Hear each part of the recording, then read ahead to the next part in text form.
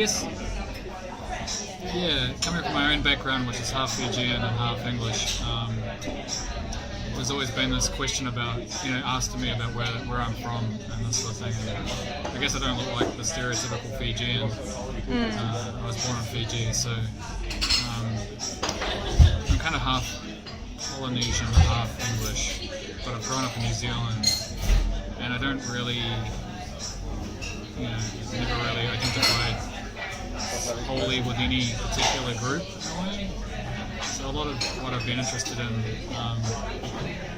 has been that kind of hybridized culture, the in-between sort of spot that kind of looks at both sides from an outsider's perspective while having one foot in multiple different groupings. I guess a lot of my interest in terms of punk culture has been how it's become such an international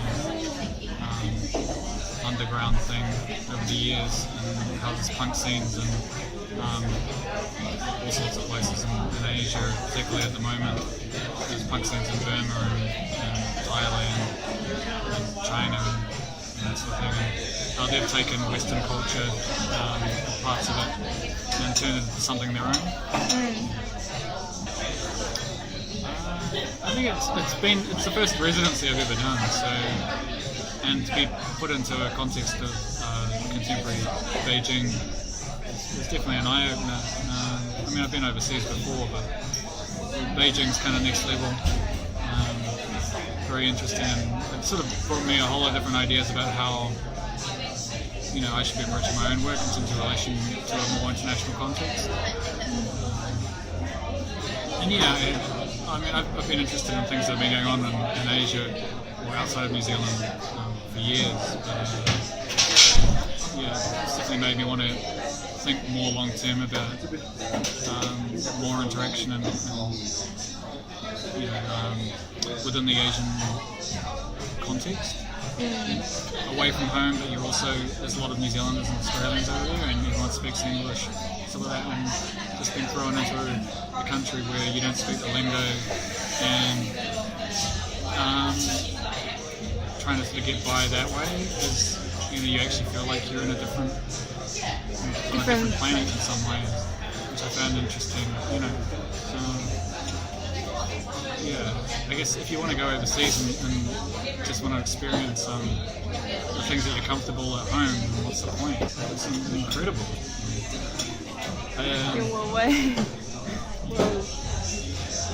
You have something that's has an incredibly long history in comparison to New Zealand, the European settlement of New Zealand, and it's also something I think that's very misunderstood over here.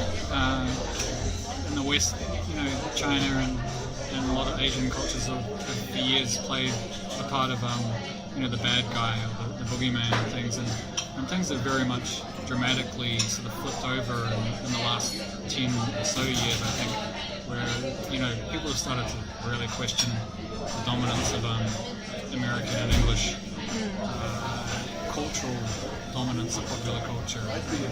You can see very clearly how movies, within Hollywood and that, are starting to adopt more Asian protagonist heroes and things like this, and Chinese heroes, and starting to slowly that cultural influence, which had been very much Asia or China looking at the West and taking things, is starting to turn around where Western culture is looking at China and other Asian nations as a source of not just something to appropriate, but something that's to interact with and to actually form a sort of a dialogue.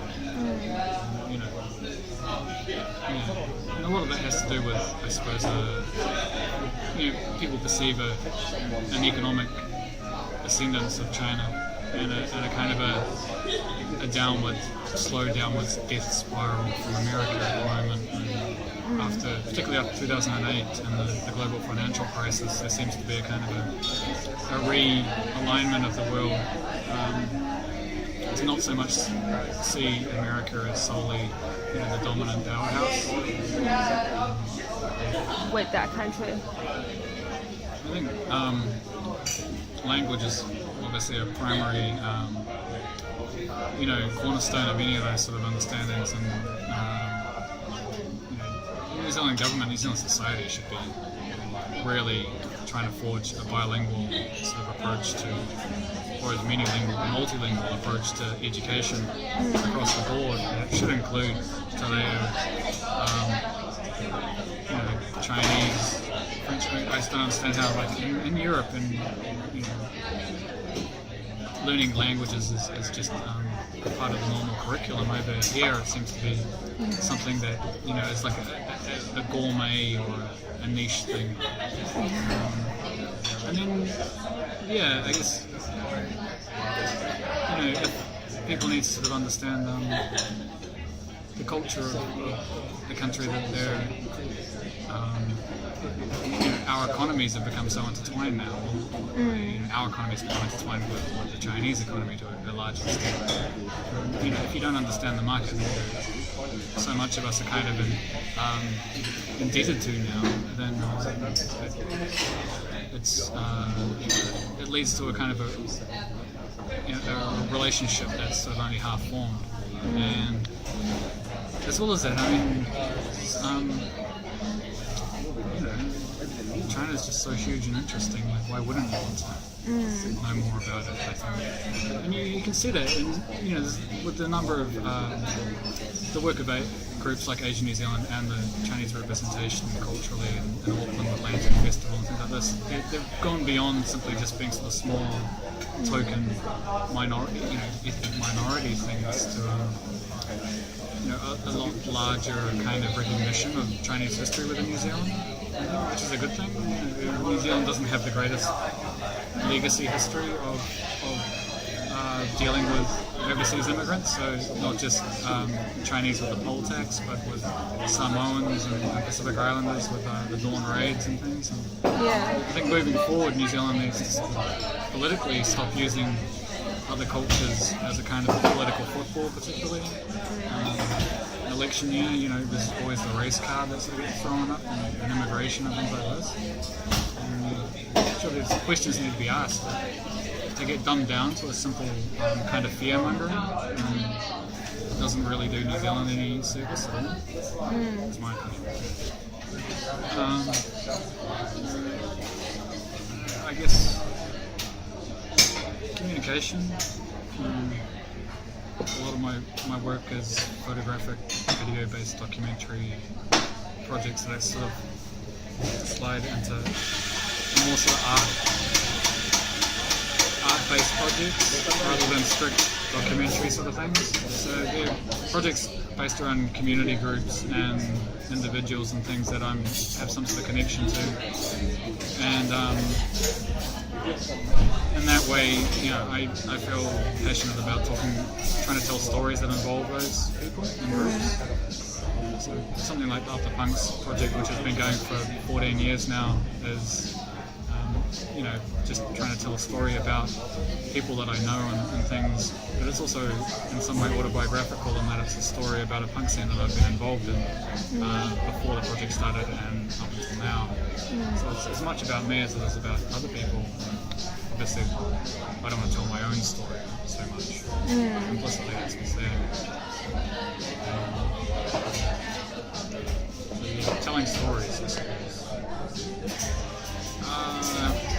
I'm really looking at using a more kind of a number of different internet-based, web-based platforms to do short docos that I've been researching stories for.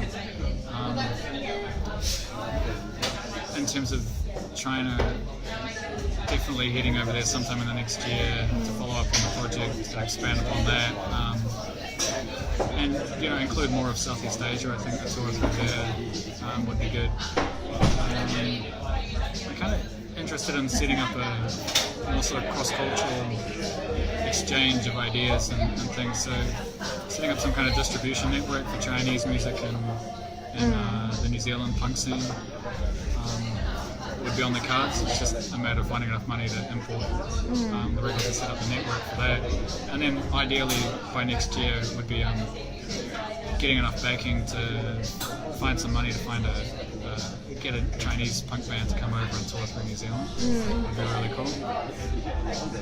Other than that, I'd be really keen to go to Africa. Africa? Yeah. Why? Because I haven't been there yet. Like, Nigeria or somewhere big. Like, I know there's a lot of problems there politically and socially at the moment, but it's also, Nigeria must be the kind of the China of Africa at the moment in terms of the expansion of its economy and its growth. The number of people there, the similar kind of size and that. So maybe Nigeria is sort of where China might have been 20, 30 years ago. And if an emerging economic powerhouse comes out of Africa, it will probably be out of Lagos or something like that. I don't know, lots of places. I haven't been to America yet, honestly. I'd love to go to New York and that sort of LA. I'll go anywhere anyone wants to see me. I guess don't live in your job and live in your flat. Don't live in a silo. Get out and interact with people. Make some friends. I guess people get intimidated by Asian immigration into New Zealand when they sort of feel like neighbourhoods are kind of segregated and things. And in some ways that's, again, the language things and the cultural differences in that. But, I guess the more interaction between people, the better. I think every New Zealander should be learning Mandarin. Every New Zealander should go to China because it's like really amazing. And if you can't do that, there's plenty of Chinese culture within New Zealand that's worth investigating and paying attention to. Trying to understand other people. The only way you're sort of going to get these sort of bigger grasp on them.